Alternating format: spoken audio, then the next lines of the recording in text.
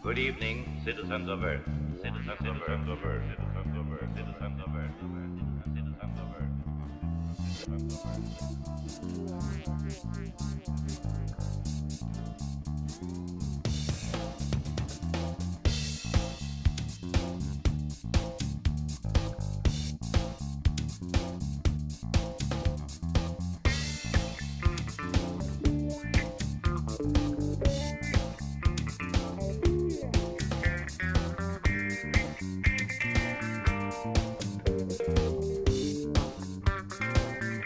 But I don't want to talk more about racism, but I want to fast forward to what I believe is what I myself visited, and that is the Auschwitz concentration camp.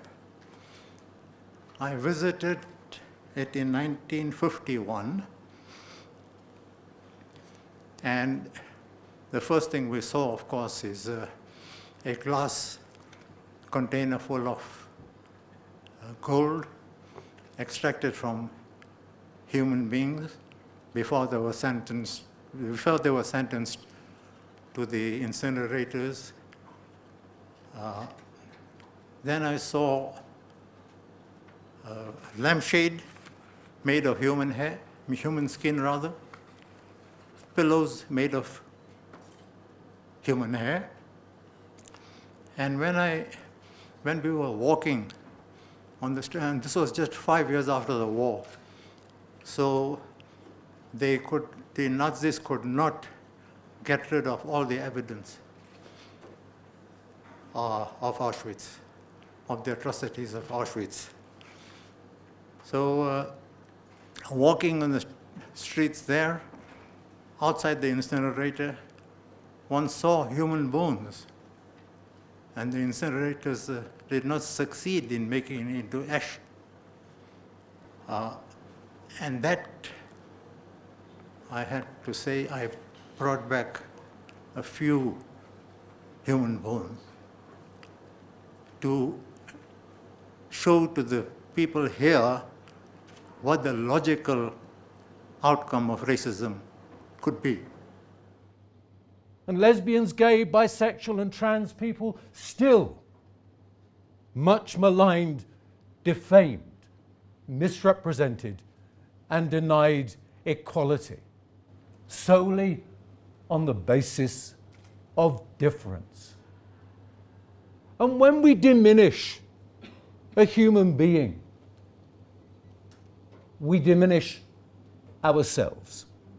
Inequality breeds the unrest that the panelists spoke about there.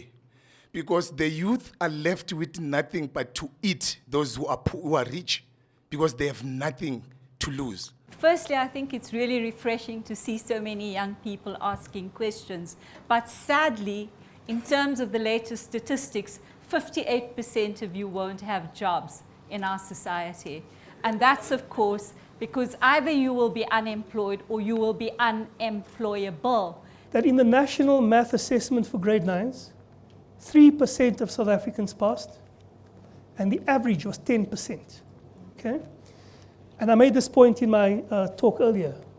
What is the gap between the investment and the delivery? On a per capita basis, South Africa spends a lot of money on education. There is something wrong with the management and implementation of our education system. I don't believe that tax is the answer. I believe that one of the solutions to the problems in this country is a cadre of incorruptible and principled youth. There's a problem in our society where we think that we can fix everything through institutions, but not getting down to the crux of the problem. Because we're a country that is accustomed to sweep everything, all of our issues underneath the carpet. Why is it so difficult for someone like me to start a business? Why is it so difficult to get funding? Why are there so many people that I have to beg and sometimes even bribe to get myself employment? Wow, okay. Who is going to make sure that we've got a capable government? Second, Who is going to make sure that the government is not captured by vested interest? And thirdly, who is going to make sure that our hard-earned tax money is not going to be squandered, stolen, used in fruitless and wasteful expenditure?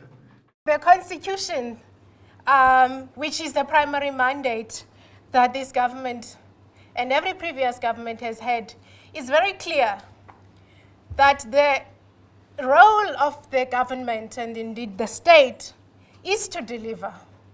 It is to deliver on a number of things. It is to deliver by making sure that there are sufficient protections for the most vulnerable in this country, that the state actively creates an enabling social, economic, political, and legal environment that enables people to exercise their agency. It mandates the state to protect our rights and to not attack our rights. And there is any number of examples that we can quote where the state is actively attacking our rights and not delivering on its mandate to promote and to progressively realize rights. Please, let us respect the Constitution and not condemn it or find faults with which history has taught us are grievous faults. We have seen as the society burning down schools. We have seen the society barricading roads, protesting 21 years after freedom, after democratic freedom in South Africa. So my question to the deputy minister is that, what are you doing about especially these towns and these municipalities that are failing dismally? So there are many simple, basic things that don't take rocket science, that don't take the world of resources to get right.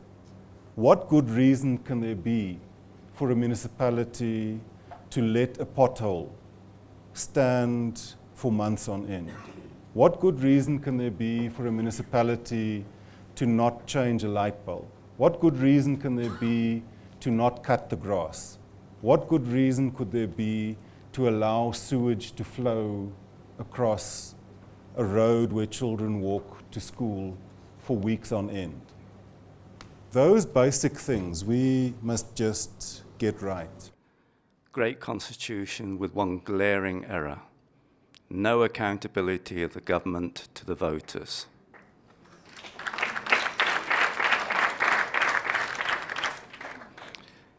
Our situation right now is effectively between elections to have a 5-year dictatorship.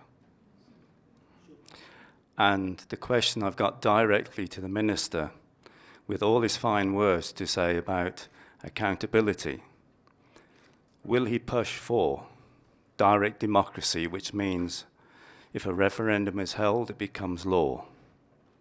Initiative, which means that the voters can create a law and it becomes law, and that we can fire our elected representatives before the end of their period if they do not do their job. Jim, I think you got the gist of it. Okay. The reason you go into politics is not to rely on referenda, which I believe is actually the political coward's way out, because you can manipulate a referendum by how you ask the question, and often it's delivered not on the question, but on the popularity or not of the person, the institution, or the government asking it. What we need in politics is people who have the courage to be unpopular, to do what is right for the long term, because politics is bedeviled by people pleasing public opinion, and then public opinion changes, and that is common to the whole of Europe as it is to the whole of Africa. Leadership, leadership, leadership. Don't wait to be asked, get in there, and then ask the questions.